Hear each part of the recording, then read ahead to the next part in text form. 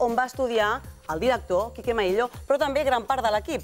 De fet, ells són exalumnes i ara són professors. Tots els caps de departament de l'ESCAC estan nominats a un Premi Goya per aquesta pel·lícula Eva. Realment un ESCAC que participa també de la nova Filmoteca. Hi haurà unes lliçons d'història del cinema que donaran professors de l'ESCAC per tot el públic a la Filmoteca, no? Els dimecres.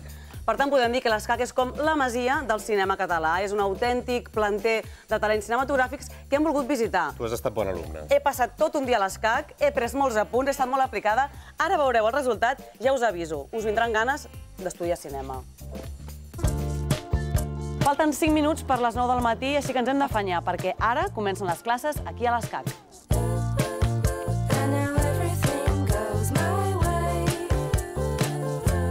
El curso cero es el curso preparatorio de la escuela. Tienen que aprender a hablar con imágenes, que es una cosa como muy básica, pero en esto se basa al final todo lo del cine. O sigui, per entrar a l'ESCAC hi ha dues opcions. Fer aquest curs i aprovar-lo, per tant entres, o fer la prova d'accés, passar-la i llavors estàs dins, no? Sí, de todas formas siempre hace falta la selectividad.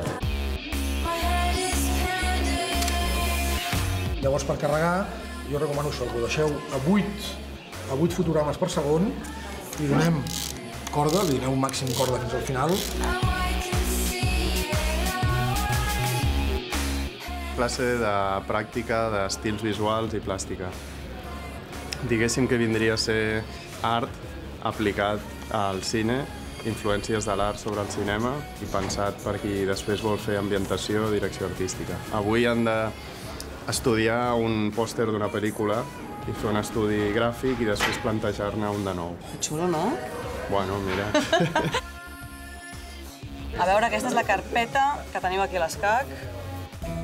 Una declaració d'amor que s'escriu per tots els racons.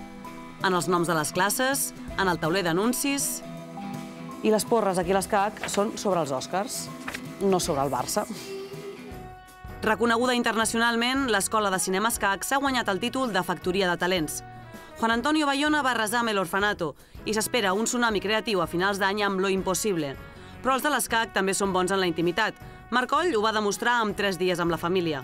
I fent comèdia, el més hàbil és en Javi Ruiz, que després de l'èxit de Spanish Movie acaba d'estrenar Promoción Fantasma. El director de fotografia, Eduard Grau, se'l rifen els grans. Ha treballat per Rodrigo Cortés, Tom Ford o Lady Gaga.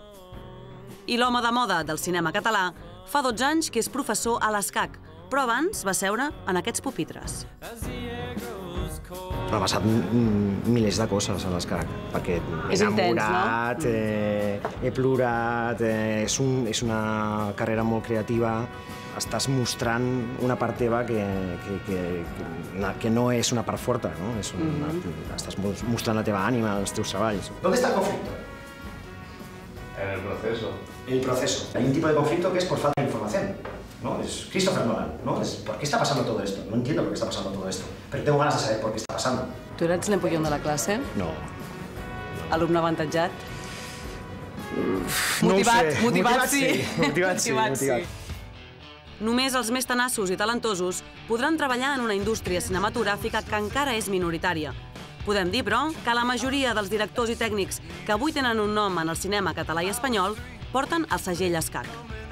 Jo m'ho passo molt bé mirant crèdits, perquè reconec sempre a molts alumnes, no? Amb els meus fills jugo a això, a veure quants alumnes hi ha en els crèdits d'aquesta pel·li, sempre n'hi ha. És una qüestió de pràctiques.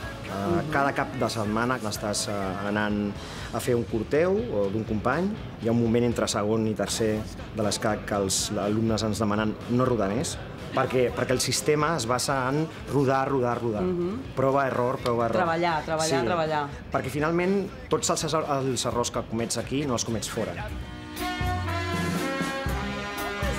Estic fent una pràctica de taller de quart que ens han donat un fragment d'una pel·li per entrar a vivir del Balagueró i hem de sonoritzar la primera seqüència. Els més brillants de cada promoció fan realitat el seu somni gràcies a Escàndalo Films, la productora associada a l'escola que produeix els debuts cinematogràfics dels exalumnes.